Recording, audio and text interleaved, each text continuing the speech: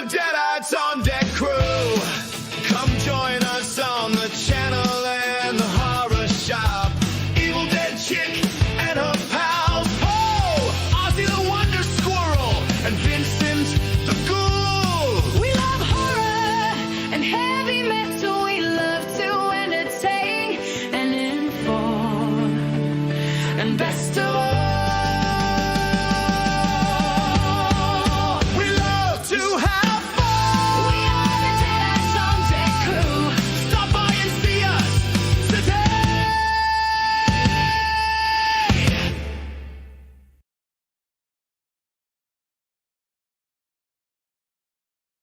I wanna be a positive renegade, making changes for the better, throwing out old rules and creating a new landscape that can be shared. Be kind, be honest, be courageous. I wanna be a leader, don't be afraid. A voice whispers inside. You have the power to change the wrong, or envision the past, build the future, plant positive in your garden and watch it grow. I wanna be a positive renegade, making changes for the better, throwing out old rules and creating a new landscape that can be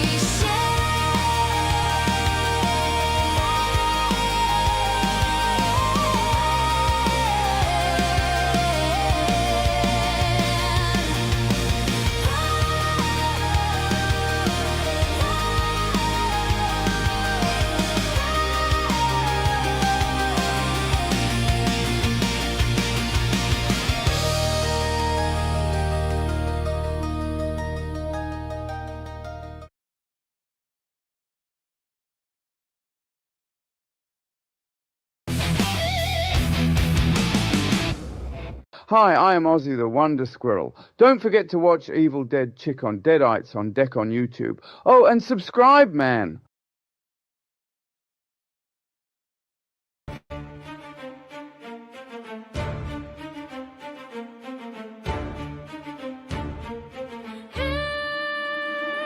Evil Dead Chick has a top 10 for you. Slashers, ghosts, evil entities, and gore galore. Don't take a shower, don't fall asleep, don't answer the door, and never ever ask who's there. Evil Dead Chick has a top 10 for you. Slashers, ghosts, evil entities, and gore galore. Don't hang around graveyards or play with Ouija boards. Don't conjure up a seance. Don't venture out to loud.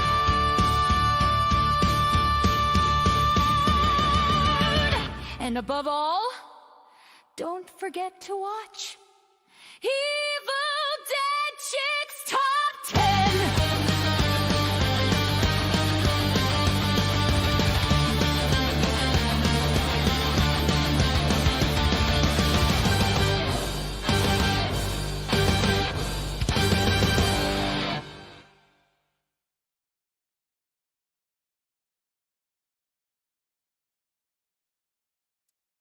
Hey, gang.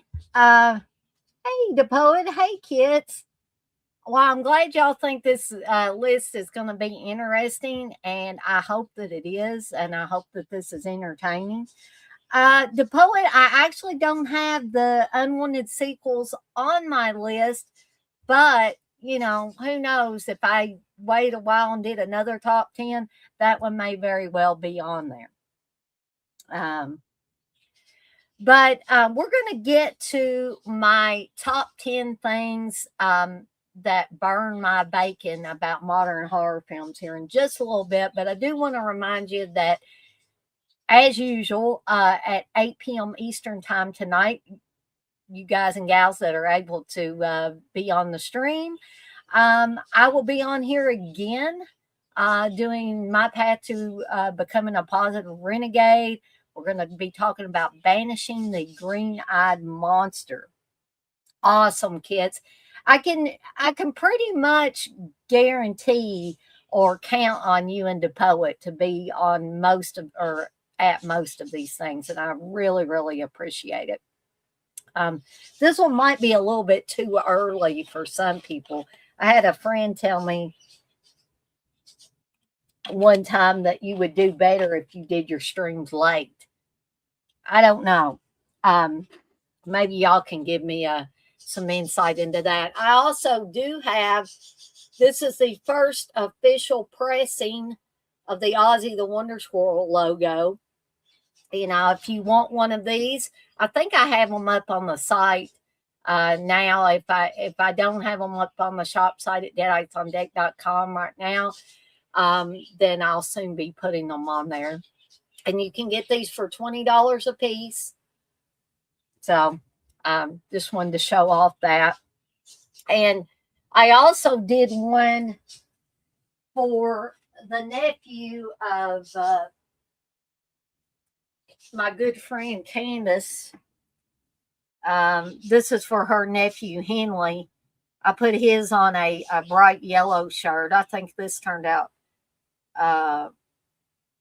pretty cool. Kids, you say any earlier and you get a lot of bots if you go any earlier than 5 to 10 p.m. Okay, gotcha. Well, and the last thing I need is a lot of bots being on there. Well, I appreciate that, kids. Any orders that I can get. And, you know, I'm planning on getting the podcaster live streamer jackets up, some more designs. I want to get the popcorn, you know, flavors up there, are the ones that I've come up with so far. You say the 10 p.m. spot is annoying. You know, that's interesting that you say that, because my friend that told me they're having them later, they have a lot of them at 10 or 11 p.m. Eastern time. So thank you, kids, for saying you like the shirts. You say what you can do is check your channel analytics, see where most of your viewers are from. I need to do that. You say mine are Japan, USA, and Europe, so I have a few time slots I can do. So look at that part of your studio. Gotcha. Oh, the 10 p.m. show is annoying because it gets tiring faster. Gotcha. I do 10:30 ones sometimes and it feels rushed. I see. Yeah, that makes sense. Definitely makes sense. All right. And speaking of popcorn flavors, I did come up with a new one recently. And here's two different labels that I created. This is the Banned from the Drive-In label that's a little grittier and gorier. Kids, you say your friend may have the analytics for the later shows. And you say it's also higher competition. Yeah, I would have imagined so, because there are a fair amount of people that do later ones. But this label is for Carrie's Cinnamon Sparkle Prom Queen Bouquet Gourmet Popcorn. It has the little extra sticker on it that says Banned from the Drive-In, illegally good. This will have a cinnamon glaze with a pink sugar sparkle to it. So if you like cinnamon and sugar, you're probably going to like this popcorn. You said this is a good label. It's not too busy and you can read things clearly. And that's the important thing, that I've been taking some graphic design classes, and that's one of the things that they talk about, that you can read things clearly. it not be too busy. So I guess I'm on the right track with that. So here's the other one. This is not the band from the drive-in. It's kind of similar. It's not quite as gritty. It does have a Deadites on Deck logo down there in the bottom. And it has a different tagline, voted most likely to burn it all down. So I may offer the band from the drive-in as like a limited edition label. So maybe if you get in early on that, after I put the popcorn up on the site. And the poet, since you mentioned about the Kruger's triple chocolate threat looked good. I think you were the one that said that. I'll tell you what it's going to have in it as far as the triple chocolate. It's going to have a chocolate glaze on it, and it's going to have chocolate covered peanuts in it, and also pieces of plain Hershey bar in it. So yeah, it's going to be a triple chocolate threat. I thought I'd throw that out there since some interest seemed to be behind that particular flavor. So hopefully this coming week I will be having some cool programming, you know, the Celluloid Trash, the Horror Mania, Insomnia Cure. They're all messed up, and all of the stuff that you've come to expect over the last few months of me doing streams. That sounds good to Poet. Well, hopefully people will want to buy this popcorn. Again, I'm going to be selling it for $10 a bag because it is specialty popcorn. I'm going to be popping it myself. I'm going to be seasoning it and flavoring it all myself. And I've already got the packaging. The packaging is going to be these cellophane or plastic bags with gold twisty ties. And then, of course, I'll be putting the official Slasher Fest popcorn logo on there near the top. And then on the base of it will actually be the square label that tells what flavor it is.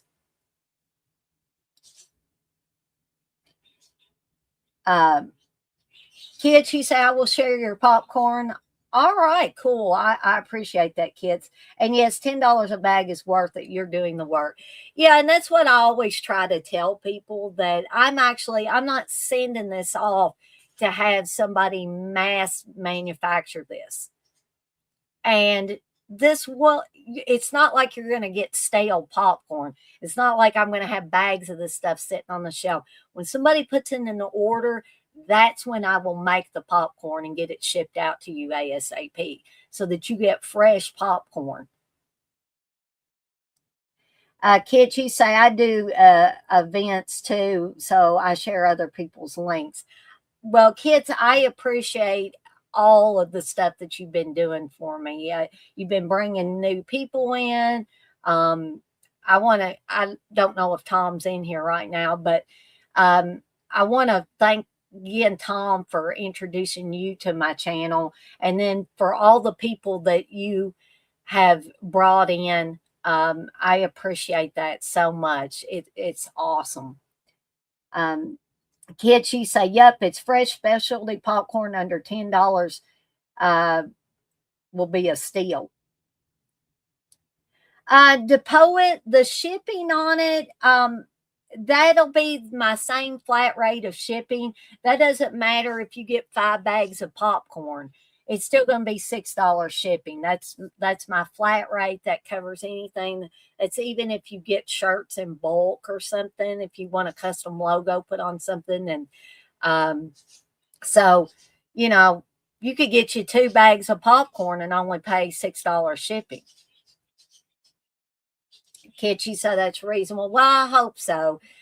You know, I'm hoping to try new products out and stuff like that. I'm hoping to drum up a little more business coming my way. All right. So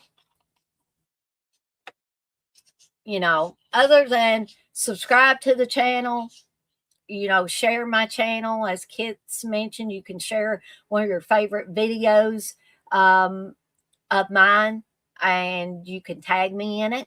That's a great way to get me up into the algorithms of YouTube and help support me in the channel. These things won't cost you a dime, right? You can like stuff that you especially enjoyed. And like I say, heck, if you like it all, hit that like button all across the board, folks. You can also share with friends and family members that you think might enjoy my channel. Share my channel handle at Deadites on Deck. If you feel so inclined, you can go on over to the shop at deaditesondeck.com and peruse the items I got up for sale. Also, you can join my channel. You can join my Patreon, all that good stuff. I am going to be changing just to like a flat rate membership on joining the channel here soon. As soon as I get off my lazy duff and do that, it's going to be $5, and I've got to work things out for that level, and we'll see if we can get a few more people to join the channel. Because I thought, maybe my levels are a little too steep. Maybe I need to wait a while before I think about doing that.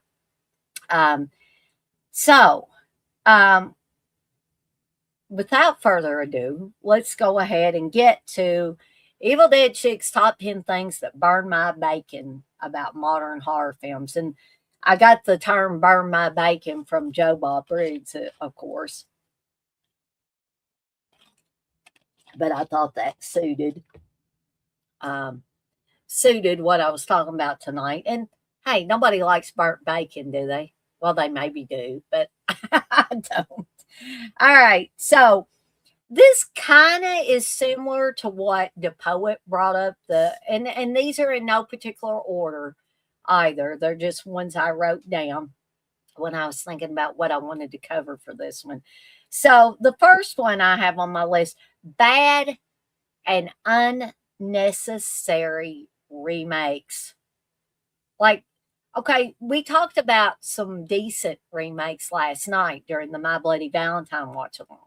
We said I think we all kind of agreed that the My Bloody Valentine remake wasn't that bad, and I mentioned Cronenberg's The Fly remake, the Invasion of the Body Snatchers remake, stuff like that. Those are not bad and they're not unnecessary. Hey, Tom, you say recent bad horror movies don't get me started. My bacon burned my house. Oh, Kit, you say 100% agreed.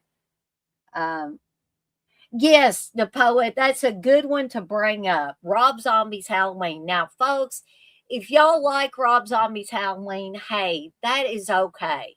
I'm not going to banish you from my channel or anything. Kit says she hates Rob Zombie's Halloween. There's a fair amount of people that do. Now, I don't dislike Rob Zombie. I think his music is okay. His movies, a little uneven, and I don't think he ought to be doing remakes, especially not what I consider classic horror films like Halloween. Kids, you say I hate it so much because it made it so predictable. Well, let's talk about some other reasons to dislike, since we're talking about Rob Zombie's Halloween. I didn't like the fact that he felt like he had to explain Michael Myers' backstory. Who needs that? You don't need that. If you need that, there is a novelization of John Carpenter's version of Halloween where it gives a backstory on the druids and all that stuff. If you want to read that and say, oh, okay, here's a possible backstory for Michael Myers. But I hate the trailer trash aspect inserted into Halloween. The trailer trash aspect might work with some of Rob Zombie's other films. like, Cast of a Thousand Corpses, Devil's Rejects, the ones like that. Yeah, but you don't have to put trailer trash all over every movie that you do. And I don't think trailer trash has a place in Halloween. It doesn't need to be there.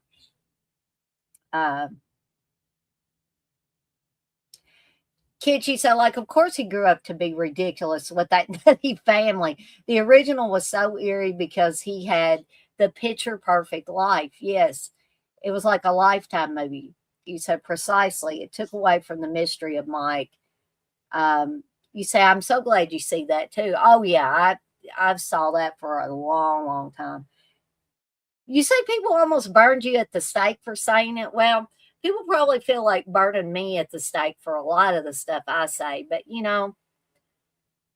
I have opinions just like everybody else has their opinions. And, we should feel free to say what we want to about a particular movie without somebody saying you're stupid, you're crazy. And we shouldn't call other people stupid and crazy for liking something or disliking something. Me and Kits have talked about this a lot during the last several streams, that if everybody in the world thought the same about, whether it's movies or music or books or whatever, the world would be a very boring place. But we also have to be tolerant of other people's opinions as well. So that's a good thing to always remember. A good, healthy debate is one thing. Trashing somebody for their opinions is a totally different thing. So I've had people tell me that they were afraid to speak their opinions about a movie or something on social media outlets like Facebook, because people just dogpile on them and say, well, you're stupid, you're crazy. And so you get burnt one too many times on that. Some people will just give up, So, Rob Zombie's Halloween remake is a prime example. Hey, Rob Zombie, I like you, buddy. I like your music, and I like some of your movies. But the Halloween remake ain't one of them. The Poet, the Omen remake was okay, but unneeded. I would agree with you on that. Yeah, I didn't mind the Omen remake, but yeah, why? Why did we need it? We didn't. I don't think I watched the Howling remake either. Tommy said, I never talk movies with anyone but you guys and some other content creators. Yeah, see, that's what I was getting at, Tom. I feel like people should feel comfortable having any kind of opinion about movies, because opinions don't hurt anybody. They don't hurt anybody. It's just an opinion, right? Another bad and unnecessary remake, in my opinion, is the Nightmare on Elm Street remake. That thing, to me personally, was god awful. And I paid and went to the movies and saw that piece of garbage. And piece of garbage, that's my perspective on it. So, first of all, I like Jackie Earle Haley. I've liked him in a fair amount of movies, but he should never have been Freddy Krueger. He did not make a good Freddy Krueger. And some people might say, yeah, but Dana, that's because you watched Robert Englund all these years playing Freddy Krueger. Well, that could be a big part of it, because Robert Englund's perfect for that role. He makes and has made Freddy Krueger who he came to be after many, many movies, because Robert Englund had the chops to be able to do it. But Jackie Earle Haley's an excellent actor, but he was not the right person to play Freddy Krueger.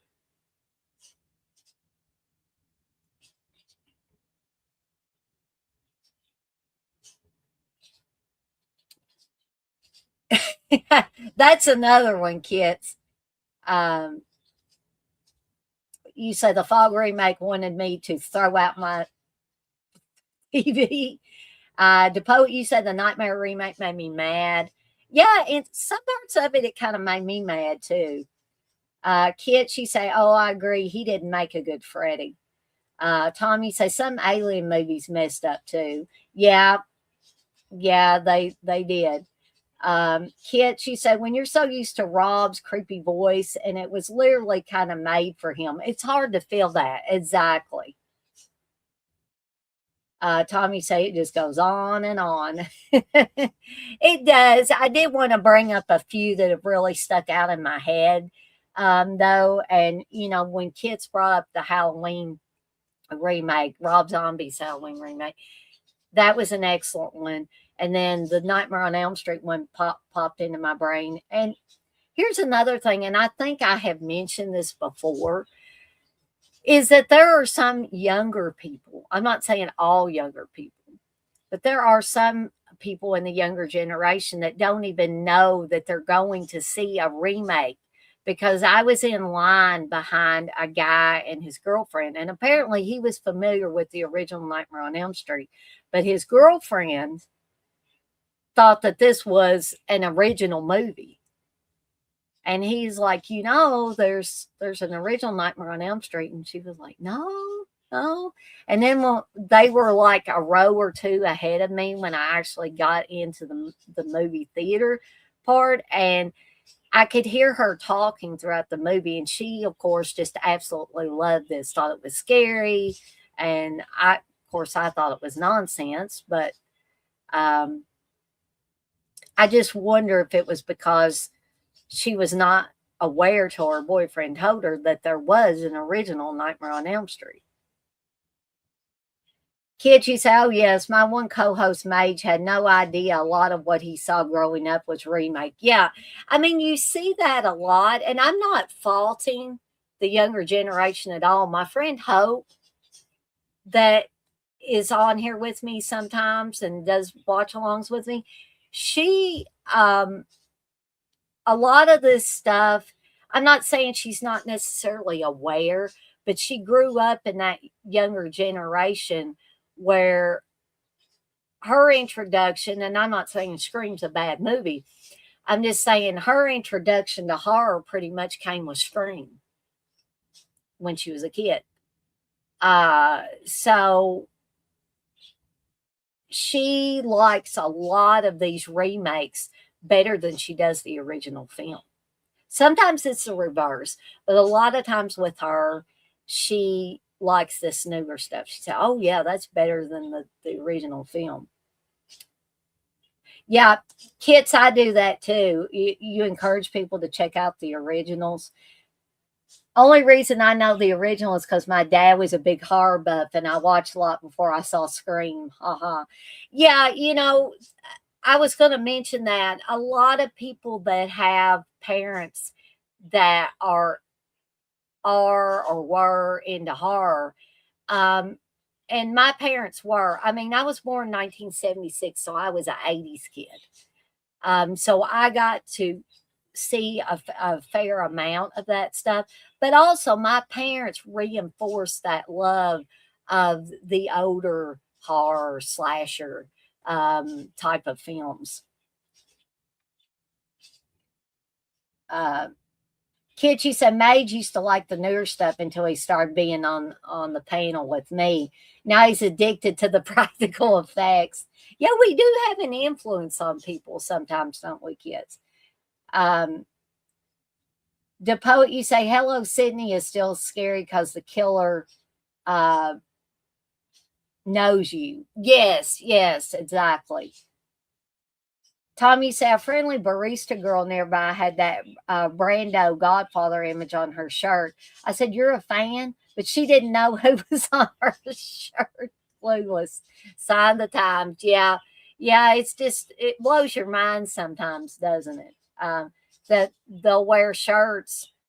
These younger people will wear shirts and they don't even have any clue what kind of shirt they're wearing or who they've got on their shirt. So I didn't want to spend too much time on any one of these particular things because I don't want to keep y'all on here for 2 hours or anything like that. And I do have to get ready for the 8 o'clock, my path to becoming a positive renegade. But y'all can keep talking about this. Even though I move on to another one on my list. Kids, you say, I've learned you can put anything on a shirt, anything. That's like what it looks like. It's sad, kind of. Yeah, it is sad. All right, so I'm hoping some of these things, I don't really think it'll offend you guys and gals that are in here right now. But I hope it doesn't offend anybody that may watch this later or that's watching but not in the chat.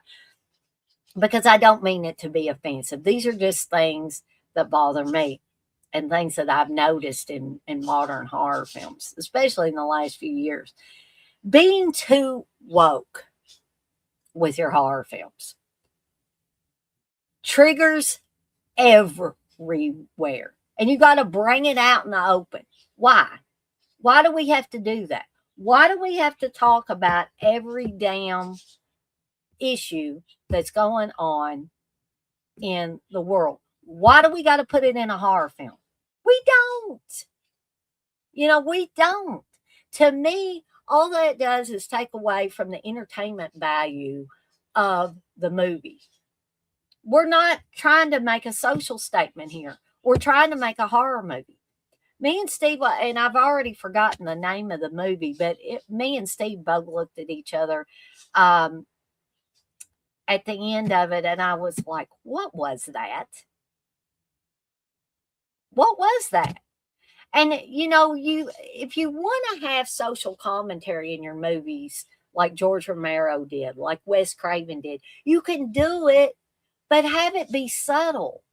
Don't slap us in the face with it. And don't have it every minute of your film. It's not necessary. Kits agrees with me. She says, yes, being too woke. Absolutely. Thank you.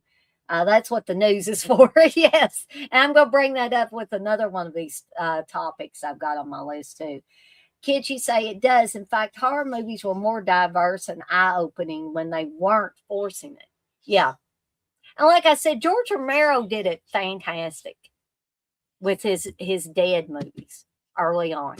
Wes Craven did it. Even Sean Cunningham did it.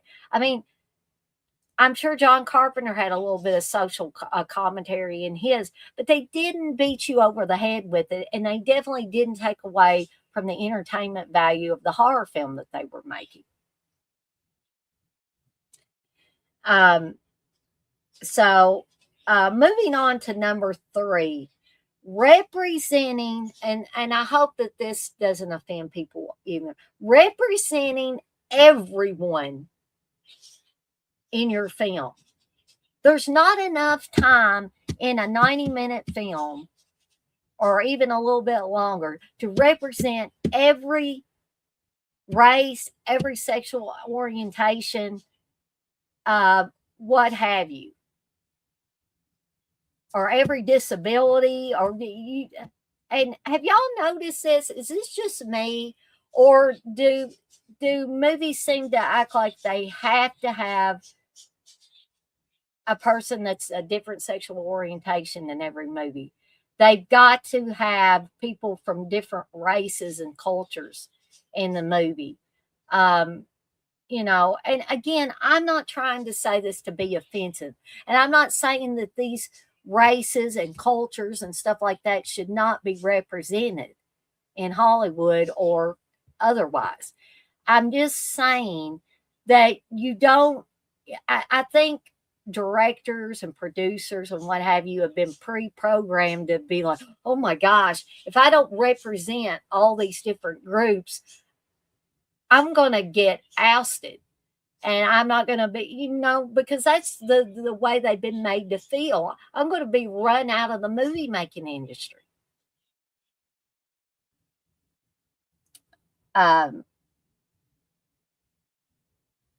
Kids, you say, it's also a horror genre. You may get triggered. It's made to trigger you. Yes. Kid says, yep, I agree. Another one where it was more organic when you just concentrate on the characters. Yeah, you should be concentrating on making engaging, kind of engaging characters for, for a horror film or a slasher film or what have you. But you shouldn't have to be worried about, if a different race, a person fits into your movie, hey, do it. Do it. But don't put it there just because you think you have to. Right?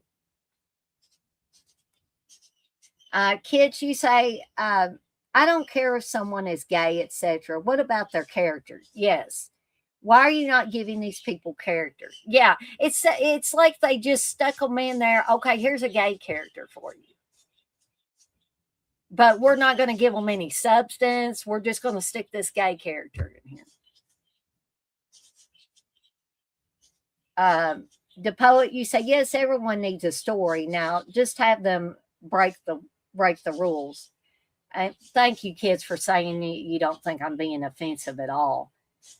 Kids, you say it's definitely being pushed, like the Stranger Things. They ruined Will's character by just focusing on his sexuality. That's a good point to bring up, even though we're not talking about Stranger Things specifically, but that fits in with this whole vernacular. I did think, as much as I love Stranger Things as a whole, I did think that they got to a point where they pushed Will's sexuality too much, and the show didn't need that. That did not add anything to the show. I liked Will's character just fine. They did not have to, continuously push that. You say that's just poor writing. Tommy say, Carpenter, Donald Pleasance played the president like he was the son of Reagan and Thatcher. That's political commentary without being on the nose. Autocorrect's acting up again, Tom. Flemish and English autocorrect. All right. Number 4 on my list. Injecting politics or hot button topics constantly into your horror movie. This should be entertainment. Again, it's not the news, it's entertainment, folks. We don't need to be beat over the head with politics. I'm sick to death with politics anyway. I don't want to hear anything about it. I don't want to think about it. I don't want to think about who's president in the United States. I don't, I don't. And I especially don't when I sit down and to watch something that's supposed to be freaking entertaining. I don't want news topics inserted into my horror films. Please, for the love of God, don't do that. Kids, you say, yeah, where it's too propaganda-like. Yeah, exactly. It's like we see it on the news if we choose to watch the news. So don't stick it in our entertainment. Kids, you say, I get that movies and such will have subtle nods to culture at the time. But when it's so in your face, it's like, let me see some monsters, please. Yes, exactly. Tommy said politics, they're all buffoons, but it works. Here they're all buffoons, but it works. Yeah, I just say don't on that. Just don't, please. Let my entertainment stay primarily entertainment for me. And it's not just horror films, folks. I know that's what I focus on a lot when I'm doing these top 10s, but this is not only happening in our horror films, it's happening in our comedy films as well a lot. And I just would like to go back to the days of a comedy film just being a comedy film. Right? Okay, here's one that I might need to do a little additional explaining about, because I'm not talking necessarily about the actors and actresses themselves, but your whole cast is a bunch of clueless assholes. Meaning, there's nobody to root for in the film. They're all a bunch of jerks. They're all stupid. You know, and you got to be a little bit stupid in a slasher film, like throwing away the knife after you think, you know, you stabbed the killer one time and you think they're dead. That's okay. But having them be completely clueless, especially women, and making them ditzy and stuff like that, I'm sorry, one or two characters be like that, okay. But when your whole cast, like I said, is a bunch of clueless asshole jerks that we cannot get behind anybody, and we just want somebody to come in and kill them all from minute one of the movie, okay, now there's a problem.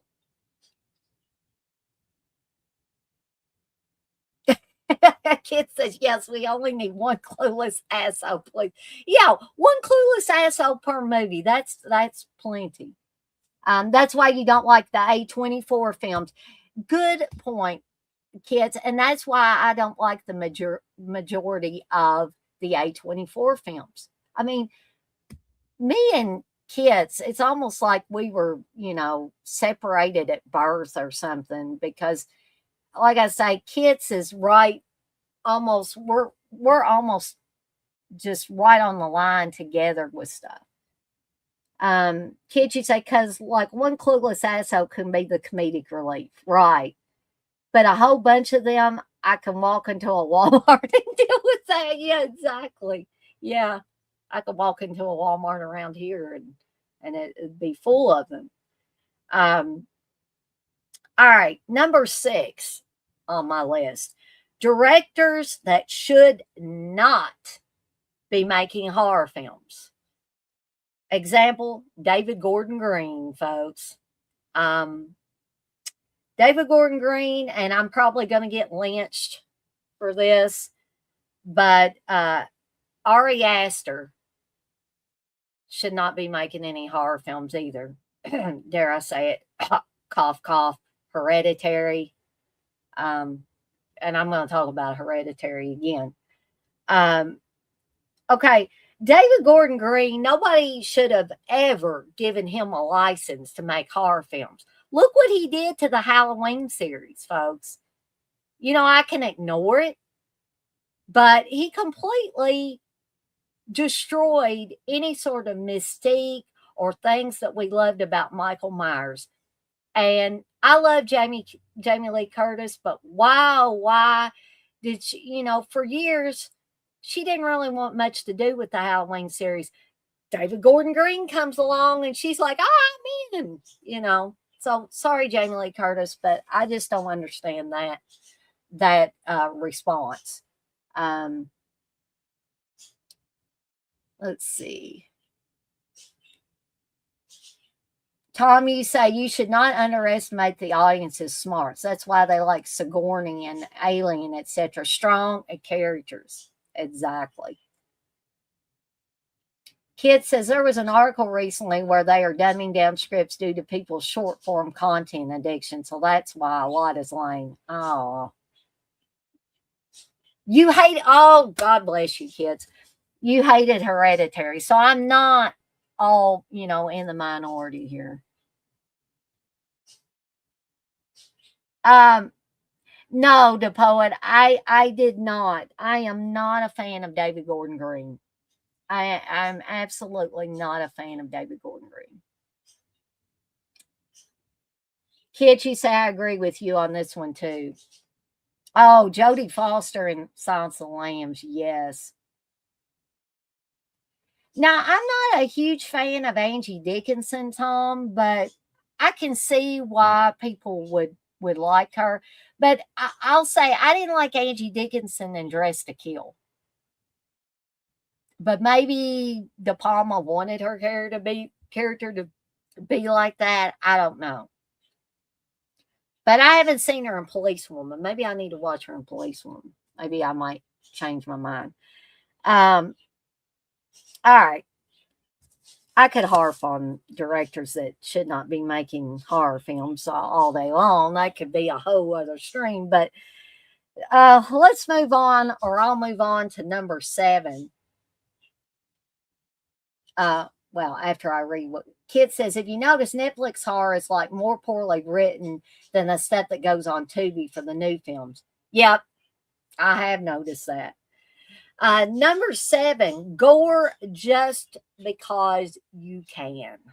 And that's become a big thing, especially in the last few years. Gore and, torture, although I think torture is kind of went down a little bit, for which I'm profoundly thankful, because I don't watch horror films to watch people be tortured necessarily, slashing and stuff like that. And you agree with me on that? And yeah, I'm a gore hound just as much as the next person. But like Kit says, I love gore, but it can't be just the thing. Yes, and I've noticed that with a lot of modern horror films and sorry, I like some of the Terrifier films, but I'm going to use that as an example. They want to throw slime gloppola, as Joe Bob Briggs would say, all over the screen. And I can guarantee you some of the Terrifier movies could have an awful storyline. I'm not saying they do, but they could. And people would still flock to see them because you're covering everything over with blood and guts. Okay? Now, you look at something like City of the Living Dead, which Fulci did. And Fulci had a lot of gore in a lot of his films. But it fit what he was doing. It wasn't just there. He didn't just do it just because he could. To me, the difference between gore in a Fulci film and gore in films nowadays is that I feel like, yeah, Fulci was trying to shock and entertain, but I don't think he was necessarily going for the gross out. Shock and entertain, yes, because those kind of go hand in hand when it's a horror film. But I don't think he was trying to completely make somebody just repulsed. So there's a huge difference. Kid, she said the first Terrifier, okay. Yeah, I agree with you on that. It was a homage to 70s horror. Gore, second one, okay, but the third one, meh. Now, me and Steve, the second Terrifier movie, we looked at each other and when it ended, and me and Steve are big gore hounds too. And we were like, that was too much. But yeah, the first one will always be my favorite one. And I think the reason why I enjoyed the third one is because I did a watch along with Hope for that. And Hope's a huge fan of the Terrifier movies. Kids, you say, yup, it sucks. Ruin the clown for me. City of the Living Dead was amazing. Agree. 100% nail on the head. He could blend story with gore so perfectly. Dawn the Dead and Day of the Dead, the poet. Tom, you say M. Night Shyamalan is a big disappointment to me. He started great, and after that, The Muppet Show.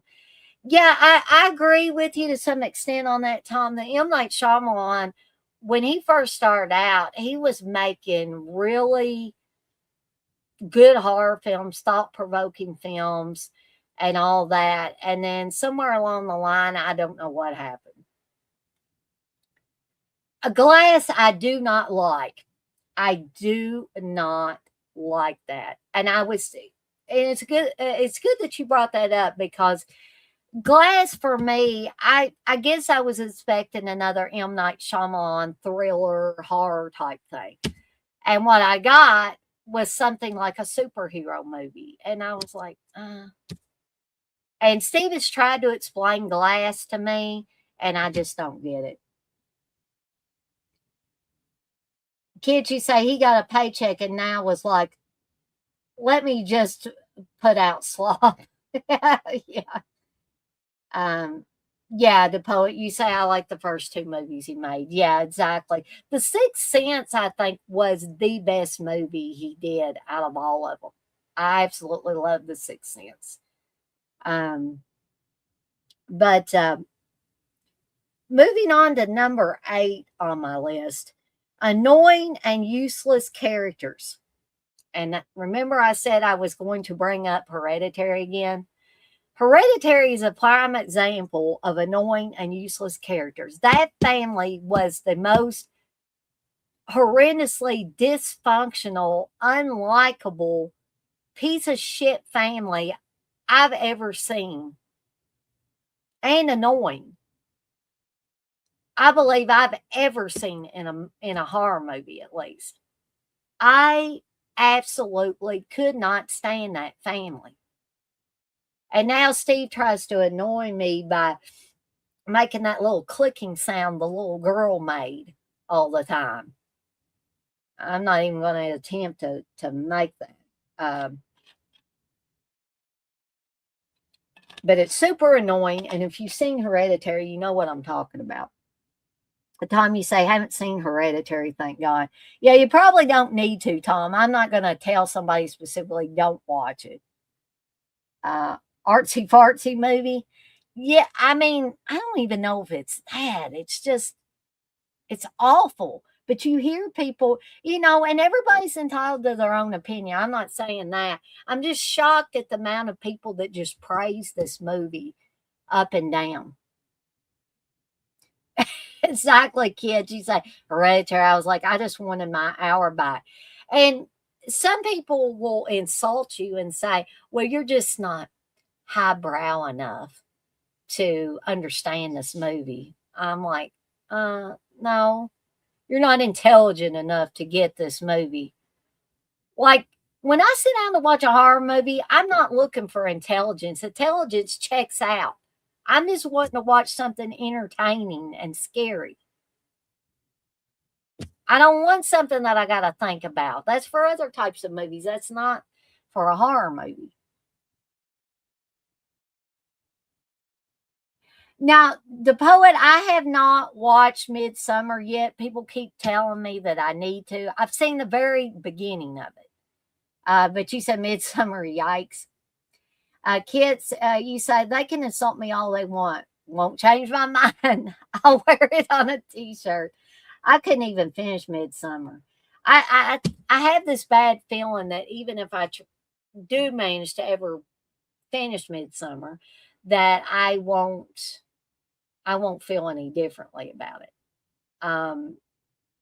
You know, and people can like Ari Aster and his films all they want. If that's the kind of entertainment, or if that's what passes for entertainment anymore, okay. Other people have told me, well, you just don't like folk horror. I don't like a fair amount of folk horror, but I didn't get the point of Hereditary either. It wasn't scary. It wasn't suspenseful. The only shocking thing was when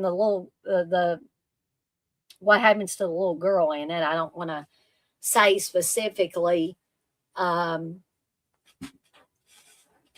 what happens to her, in case there are those of you that watch this, or Tom, if you ever think you might watch it. I don't want to give everything away. DePoe, you say you saw the trailer, that was enough for you. But if you like Hereditary, you like Hereditary, folks. And if you don't, you're in my camp, I guess. And even like people might say, well, based on what happened to the little girl, the older brother could become a whiny bitch. But he did. He became an annoying whiny bitch about partway through the movie, crying all the time and carrying on. And I was like, somebody just get rid of this guy. But they were the most unsympathetic family I've ever seen. The parents were awful. I'm like, I don't know what is going on with these people.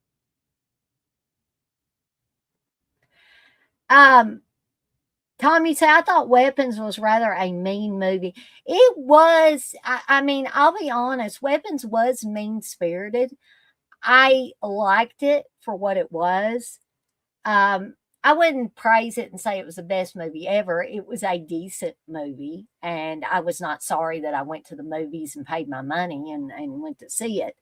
But I wouldn't say it's the best movie ever, you know. All right, so I've harped enough about Hereditary. Y'all can continue to go on that, but I've got a couple more I want to talk about. Number 9, absolutely no trace of a plot or a point to the film. Now, some people might say, well, Tina, you don't need a plot in a horror film. All you need is gore and stuff. No, I like at least a skeleton frame of a plot. Otherwise, why watch it? Okay. And what I mean by not having a point to your film. Okay, here's something I absolutely cannot stand. When I feel like they cop out at the end of a film. That's lazy. That's incompetent. It's not artsy. It's not anything. It's just lazy and incompetent. And I'm not saying you got to tie up every single loose end with a nice, neat little bow, but have a freaking point to your movie. You sticking these characters in here for 90 minutes and you don't have a point. You know, is it a revenge thing? Is it what? What is it? Or they have a non-ending. I can't stand that. And I think every one of y'all in here right now know what I mean by a non-ending. It just ends. It just ends. And again, I'm not saying there has to be a complete, nice, neat resolution, but have a freaking ending. This is like somebody took scissors and cut off the end of the film. It's like, where's the end of the film? Right? And perhaps they showed it to test audiences and they didn't like the ending. So they said, all right, get rid of the ending. But when you have not even a skeleton frame of a plot or a point or an ending, some kind of ending, have some kind of freaking ending and point to your film. The time you say no plot, some of Robert Redford's later movies, like The Clearing, all is lost. I never saw The Clearing, so maybe I need to see it so I can, or maybe not. Just take your word for it, Tom. His last 6 movies he did. I guess I didn't see Robert Redford's more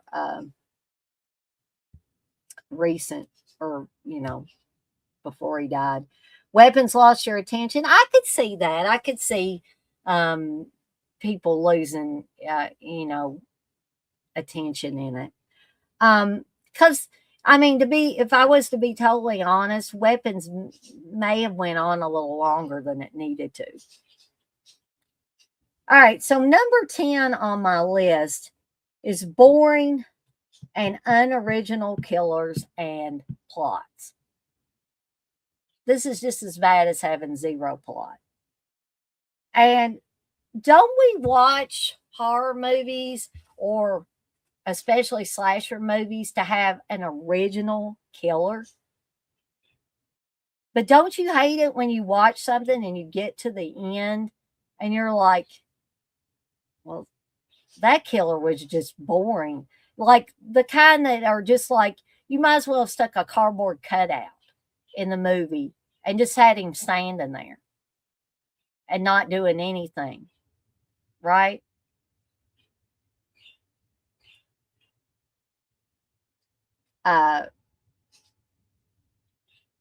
Kids, you say, I think it's trying too hard to be big and bad. Yeah. Tom, you say hyped up movie, run away from hyped up movies. A lot of times that about almost 100%, 99.9% of the time, yes, you should run from hyped up movies. Kids, you agree with all 10? Well, thank you. Yes, like I hate when I can pick it out in the first 10 minutes. Like it's Brian from accounting, isn't it? And Tom, you say, I still don't get the Babadook, but it's probably me. Well, no. I'll tell you, Tom, and I've said this before. The first time I watched the Babadook, I hated it. And I couldn't stand that kid. I wanted to kill that kid. I don't mean that literally, folks. So, YouTube algorithms, I'm not, saying anything bad. But I absolutely hated it. But I waited a little while and watched it again, and I kind of sort of liked it. I'm not in love with it, but I liked it better the second time around. Kids, you say you didn't get the Babadook either. So I hope you guys and gals have enjoyed my top 10 things that burn my bacon about modern horror films. It seemed like you guys and gals that were in here in the chat seemed like you were in agreement with me, and it would have been okay if you weren't.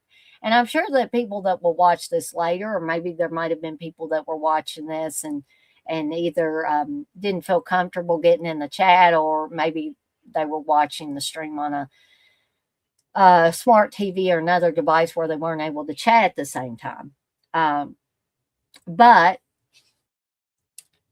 I want to thank Kits and the Poet and Tom for being in here with me in the chat this evening. Kits, you say, no, it was super refreshing to see someone agree with you. Sometimes it is. We have so many people that disagree with us. So sometimes it is refreshing to get that. Kids, you say, but hey, not my problems. They can't handle discussion. Right. This is what this was. This was a discussion. And some people might think, oh, well, Danny, you had a bunch of your friends in here and they all agreed with you. No, we don't 100% agree on everything, but we're nice about it. That's the point. You can be nice and not have exactly the same opinion that somebody else does. But I want to thank all you guys and gals that were in here with keeping me company in the chat. I hope all y'all will be able to join me again at 8 p.m. Eastern time for My Path to Becoming a Positive Renegade, talking about banishing the green-eyed monster. And for those of you that didn't get to join me for this live stream and you will watch this on a replay, I appreciate each and every one of you guys and gals out there. And if this is the only time you see me this evening, have a fantastic rest of your Sunday night, folks. And I'll see everybody next time.